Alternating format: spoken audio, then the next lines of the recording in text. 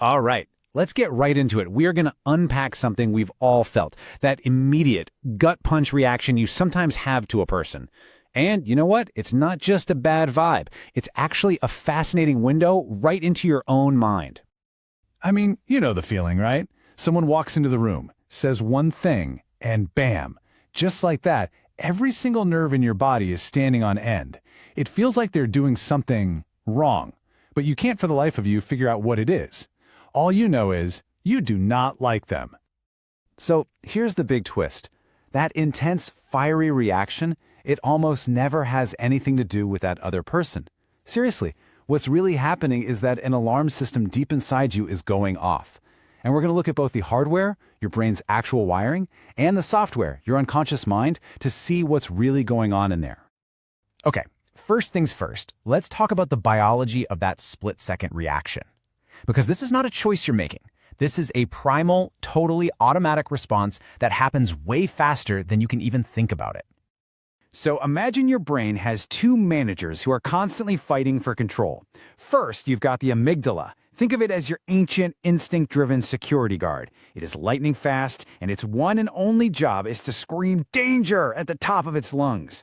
Then you have the frontal lobes. This is your slow, thoughtful CEO who likes to calmly look at spreadsheets and make reasoned, logical decisions.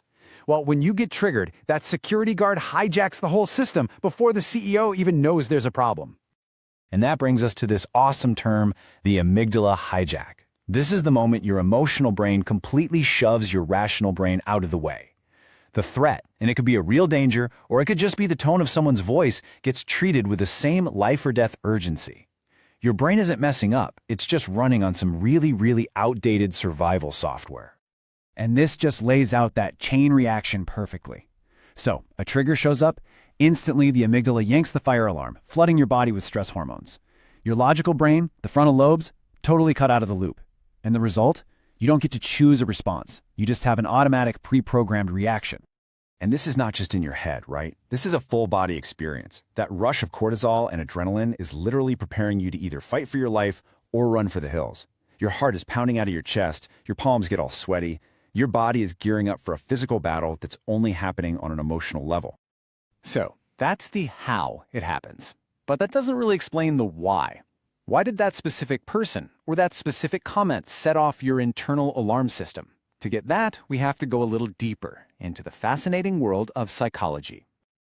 Okay, now this is the real core of it. Psychological projection is one of the mind's cleverest little defense mechanisms.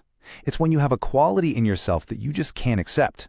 Maybe you think you're insecure or arrogant or kind of weak, so your mind just flings it onto someone else.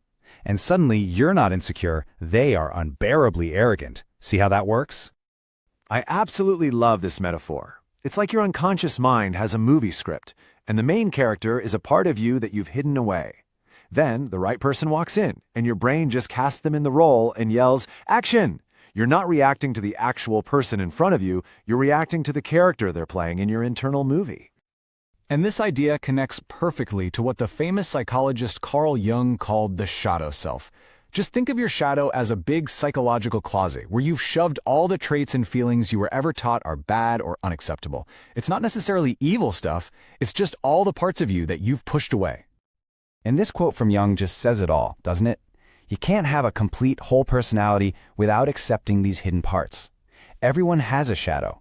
The point isn't to get rid of it, but to actually turn around and get to know it. And boom, here it is, the big reveal. The people who trigger us the most, they are often just holding up a mirror to us. They are, without even knowing it, showing us a trait that's living deep inside our own shadow.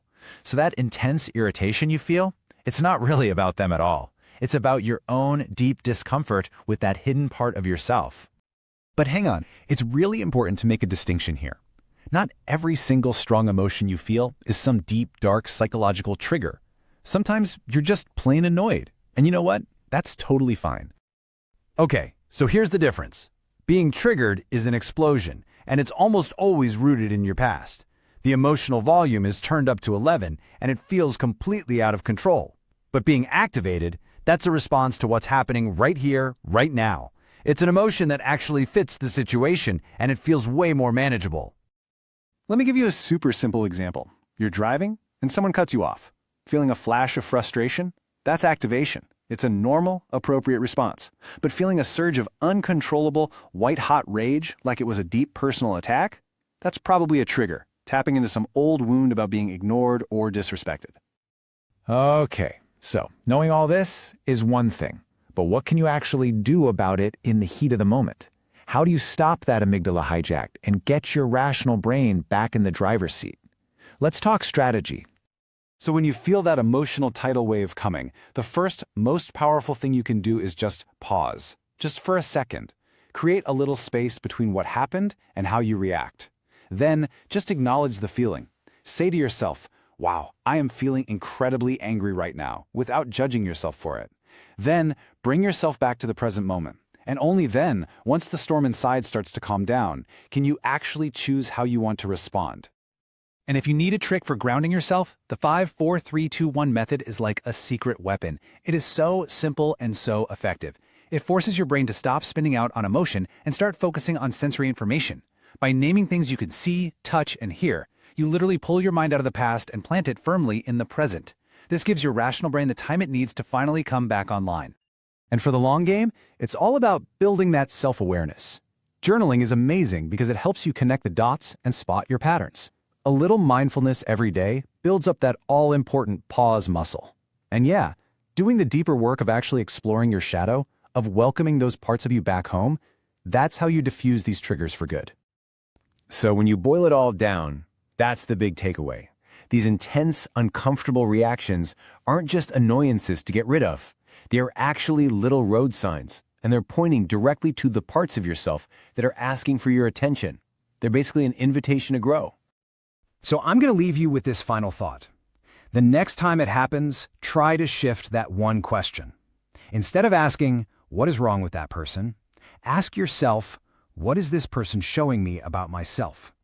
Because that simple shift, it changes everything.